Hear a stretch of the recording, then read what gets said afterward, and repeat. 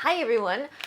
So I don't know how many of you all look on the back of your Soba buckwheat noodles, but usually buckwheat noodles, they're cut with some wheat flour because buckwheat doesn't have gluten. So if you mix it with some wheat flour, it's easier to roll out. It doesn't break as easily. And so when you do find the 100% buckwheat flour, it's usually made in a very skilled way. It's usually a lot more expensive as well. But for people who have a gluten allergy or just want to have something that's 100% buckwheat, that is really difficult until today.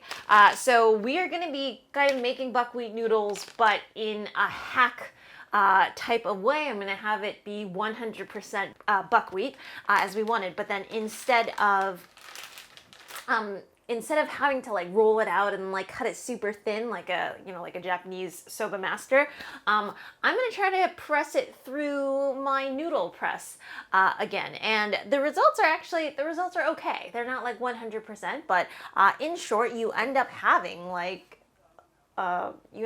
some soba noodles to eat that's 100% buckwheat, nutritious, yummy, wholesome, all of that good stuff. So I hope you guys all enjoy this recipe.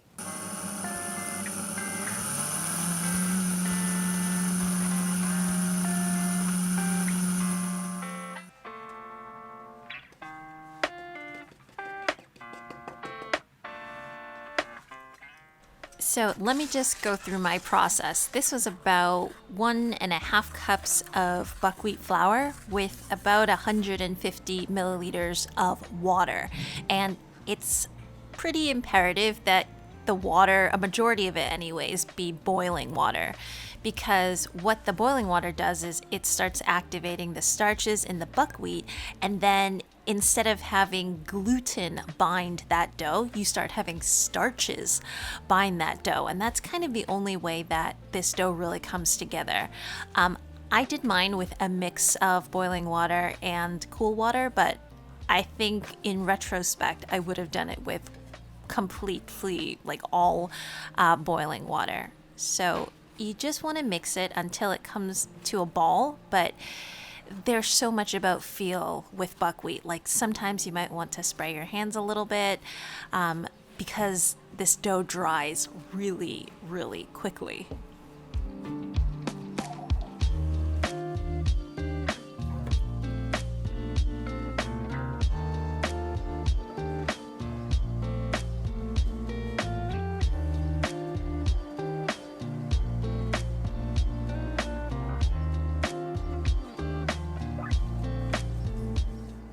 So I didn't really let that dough rest too much at all. It was really just time to set up the rest of the equipment because, again, this dough dries really quickly. So what I'm doing now is to just shape it so that it will go into my noodle press. And I was kind of nervous that it would stick inside the noodle press for some reason, maybe former experience or something. So I dusted it in some buckwheat, but you may or may not need to do that with yours.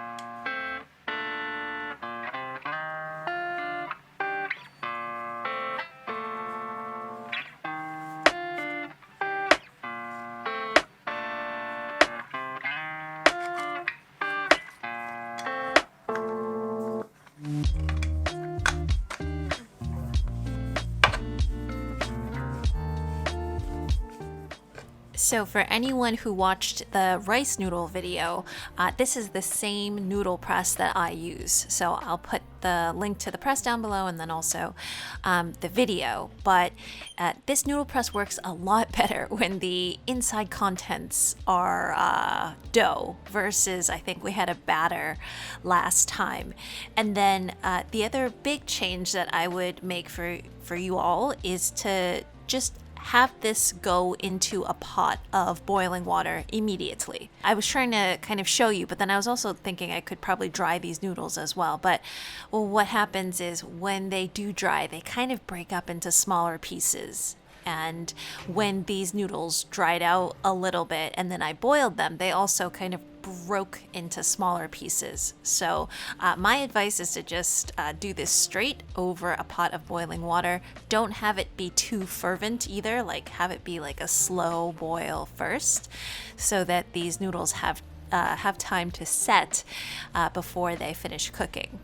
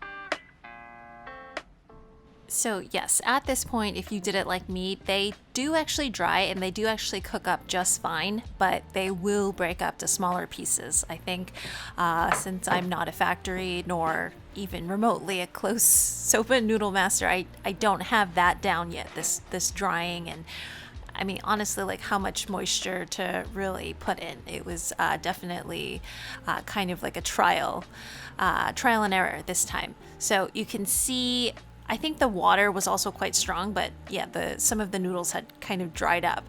And then you can see them in smaller pieces. But actually, it tasted quite good, quite buckwheaty, quite nice. So yes, give these noodles a try. Let me know how they go. If you've made soba before, if you've made it in the traditional way where you roll it out and you take the knife and you cut it nice and small. And yeah, hope you all enjoyed the recipe, and I will see you all again next time. Bye.